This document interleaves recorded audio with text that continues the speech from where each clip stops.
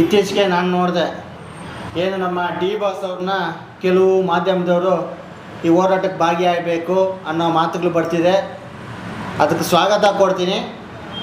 ಆದರೆ ಮಾಧ್ಯಮದವರು ಏನು ಈ ಹಿಂದೆ ಅವ್ರದ್ದೇ ನೋಡಿಸ್ಕೊಂಡು ಟಿ ಆರ್ ಪಿಗೋಸ್ಕರ ಹಿಂದೆ ಮುಂದೆ ಕುಂತ್ಕೊಂಡೆ ದರ್ಶನ್ ಅಣ್ಣಂದೇ ನೋಡ್ಸ್ಕೊಂಡಿದ್ರು.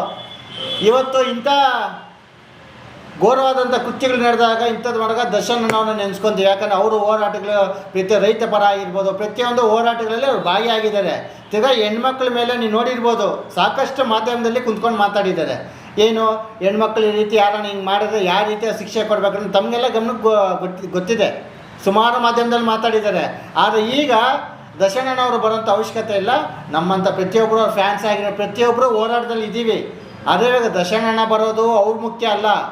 ಇವತ್ತಿನ ಮುಖ್ಯ ಏನಂದರೆ, ಇಷ್ಟು ದಿನ ಇಡೀ ಕರ್ನಾಟಕದಲ್ಲಿ ಏನಂತ ಕೂಗು ಏನಂದರೆ ಆ ವ್ಯಕ್ತಿ ಯಾರು ಅಂದ್ಬಿಟ್ಟು ಅದಕ್ಕೆ ತನಿಖೆ ಆಗಬೇಕಂದ್ರೆ ರಾಜ್ಯ ಸರ್ಕಾರ, ಕೇಂದ್ರ ಸರ್ಕಾರ ಮರುಪರಿಶೀಲನೆ ಮಾಡಿಬಿಟ್ಟು ತಿರ್ಗಾ ಅದನ್ನು ಕೇಸನ್ನ ಓಪನ್ ಮಾಡಿದ್ರೆ ಆವಾಗ ನಮಗೆ ನ್ಯಾಯ ಸಿಗುತ್ತೆ. ಹೊರತು ನಾವು ಪ್ರತಿಭಟನೆ ಮಾಡ್ಕೊಂಡೇ ಇದ್ದರೆ ನಮಗೆ ನ್ಯಾಯ ಸಿಗಲ್ಲ. ಇಲ್ಲ ಯಾರೋ ಬಂದು ಸೆಲೆಬ್ರಿಟಿ ಬರೋದ್ರಿಂದ ನಮ್ಗೆ ನ್ಯಾಯ ಸಿಗಲ್ಲ. ನಿಜವಾಗಿ ಆ ತಂದೆ ತಾಯಿಗೆ ಅವ್ರ ಕುಟುಂಬಸ್ಥರಿಗೆ ನ್ಯಾಯ ಒದಗಿಸ್ಕೊಡ್ಬೇಕಂದ್ರೆ ಸರ್ಕಾರಗಳಿಂದನೇ ಆಗೋದಂತ ನಾನು ಈ ಮೂಲಕ ಹೇಳೋಕ್ಕೆ ಇಚ್ಛೆಪಡ್ತೀನಿ.